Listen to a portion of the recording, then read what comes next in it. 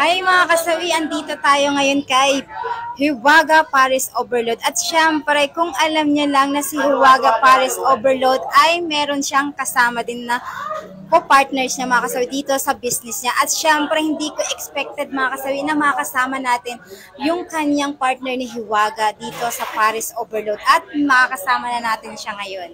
So, eto na nga sa ating katabi, ayan, si Sir. Anong pangalan niyo po, Sir? Johnny Abayon po. Siya po si Aba. Johnny Abayon. So, kailan po to nagsimula yung ano na to, Paris Overload? Actually, ma'am, nagsimula to matagal na, ma'am, mga 2 years ago na. Kaso, nung start lumakas ng husto, nung February 14, ma'am, nung na-vlog siya, saka lumakas ng pila-pila na yung mga customer namin. Sino po yung nauna? Na-curious na ako, sir. Sino po yung nauna talaga sa inyo ni Diwata? Ayan. Sa akin, mama, sa tingin ko kami yung nauna. Kaso, syempre, hindi naman kasi kami naiba-vlog, kaya hindi rin kami sumisikat at napag-uusapan sa social media. Oo. Okay po. So, ibig sabihin po ay partner nyo talaga si Hiwaga sa business na to? Simula nung nag-boom at nakilala siya, kasi syempre, kilalang kilala niya sa mundo ng social media, siyempre, deserve niya rin na maging bahagi ng ganitong negosyo. Kaya, napag-isipan namin ni Mrs. na maging sa bubuksan namin ngayon, itong opening namin, maging kapartner na namin siya. At saka sa mga darating, kung luluobin ng Panginoon na mabigyan pa kami ng isang branch, ganun pa rin. Lagi kaming business partner. Simula ngayon. Wow, mga kasawi, tingnan nyo. So, napakabait ni Sir, di ba? Kumbaga, double ano tayo mga kasawi, dahil ang expectation lang natin is may interview ay si Hiwaga, pero makakasama pala natin yung talagang tunay na honor, mga kasawi, na ginawang business partner si Hiwaga. So, ngayon, Sir, ano yung expectation nyo at maibibigay nyo sa bagong pwesto ninyo? Na ano yung expectation na ano yung sa customer natin? Ang maibabahagi namin sa customer, siguro may pagbabago. Medyo may kalinisan na at kaayusan. Higit sa lahat, napapaayos na namin yung mga pagkain namin. Tsaka, maging maaliwalas na yung lugar. Hindi katulad ng isang pwesto namin na sa kalsada. Halos magugulat ka na lang. May hihinto sa yung sasakyan. Pero may pagbabago naman, awa ng Diyos. So sa tingin niyo po ba, dahil mas maganda yung pwesto niyo ngayon, is tutukuyin kayo ng mga tao talaga, pupuntahan at dudumugin kayo?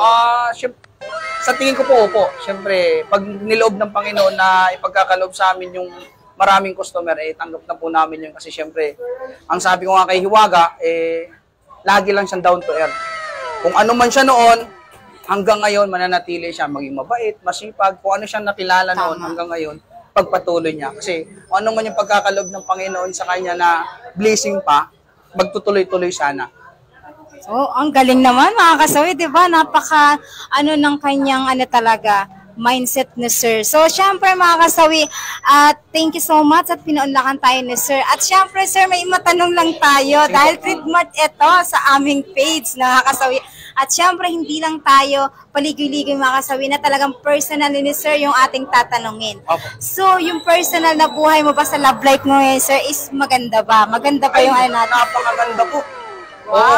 Since nag-asawa kami ni Mrs., wala kaming, kung nagkaroon man kami ng pag-aaway, napakaliit lang po. Pero sa ngayon, tuloy-tuloy yung blessing namin. Kumbaga siguro, naangkop dun sa pagmamahalan namin dalawa mga. Kasi, sabi ko nga ngayon, simula nung na-busy na kami, parang halos 2 taon na kami hindi nag-aaway. Kasi matutulog na lang kami, ganun, mag-uusap, parang ang saya-saya. Diba? Parang naisip namin, parang noon, ang hirap-hirap ng buhay, pero ngayon, siguro, sa pananampalataya namin sa Panginoon, paniniwala namin sa Kanya, ibinubuo sa amin yung pagpapala. Oh, galing. So, grabe yung mindset ni Sir, mga kasawi. O, diba, loyal yan. So, maghanap kayo mga kasawi ng loyal. Take na sa Sir Radia, pwede yan. So, maghanap kayo. Ang pangalawang question natin sa personal niyang buhay, kung ano ba, yan, mga kasawi, eto na, dahil trademark to sa ating page. Ano ang nagpapasaya sa'yo na ginagawa mo para kay Mrs.? Ayan. Unang-una sa lahat, ang pinakamasaya, yung pagising ko sa umaga na hinahag ko siya, kinikis ko siya, kahit anong puyat ko, ma'am, hindi ko nakakalimutan yun. Kasi isa kasi yun sa pinag-usapan namin noon pa, nung maliliit pa kami, payat pa kami, mga magaganda pa yung katawan namin. Sabi ko, hindi tayo magbabago kahit kailan. Wow, ang galing ni sir. Nakakatawa sana all. So, ngayon mga kasawi, ang last question natin kay sir ay eto naman. So, plano nyo po bang palalawakan pa at kung saan kayo mag-extend pa ulit ng another brands kapag ka eto talaga ay sobrang hook na ng tao talaga dahil sumisikat na din po yung Hiwaga Paris Overload.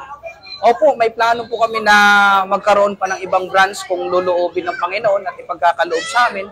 Siyempre, unahin muna namin to. Focus muna kami dito hanggang sa ma-maintain namin na marami na siyang customer na pwede na namin siyang iiwan at magbukas ng panibago. Kasi ang hirap naman kasi kung padalos-dalos kami ng desisyon, mamaya mapabayaan namin to. Kaya focus muna kami dito. Baga nga sabi ko kay Hiwaga, dito magsisimula lahat ng plano namin sa buhay. Kung ano man ang pagkakaloob sa amin ng Panginoon, na magiging successful pa siya, magiging tagumpay pa kami, maraming salamat. Wow, palakpakan natin si sir. Napakagandang ano. So, ano ngayon sir, ano naman yung mensahe mo sa mga viewers natin, sa mga followers natin, na kung paano ma-maintain, ayan, eto sa personal niyang buhay to mga sir, dahil trademark to sa ating page talaga, na paano mo mapapanatili, ayan, sa mga viewers natin na talagang yung magandang pagsasama ninyo ng inyong asawa na talagang mas bibilip sila sa inyong pagsama kahit nagaano kayo ka-busy. Ganito lang ha, sa mga bagong mag-asawa o sa matagal na nag-aasawa, para maging matibay ang relasyon nyo lagi, huwag nyong kalimutang manalangin sa taas. Kasi number 1 yun, center natin siya. Kasi kung ano man yung pinagdadaanan natin sa buhay, malalagpasan natin yun. May solusyon lahat. Kaya lagi nating paramdam natin sa asawa natin, kahit anong busy natin, paramdam natin na mahal natin siya. Minsan nga, si Mrs. nagugulat na lang, may flowers sa kanya. Wow! Kahit anong okasyon, ano ba? May mga birthday, Valentine's Day, anniversary, parang gano'n. Lagi siyang may flowers, lagi siyang may regalo sa akin. Kasi siyempre, thankful ako na naging asawa ko siya, naging bahagi siya ng buhay ko, na sinuportahan niya ako lahat. Oo. Kasi lahat ng decision ko sa buhay, go lang siya ng go, hindi niya ako kinukontra. Kaya awa ng Diyos, ito ngayon, nagre-resulta na. Kaya, ang galing. Ang tanong, sir, may kapatid ka pa ba?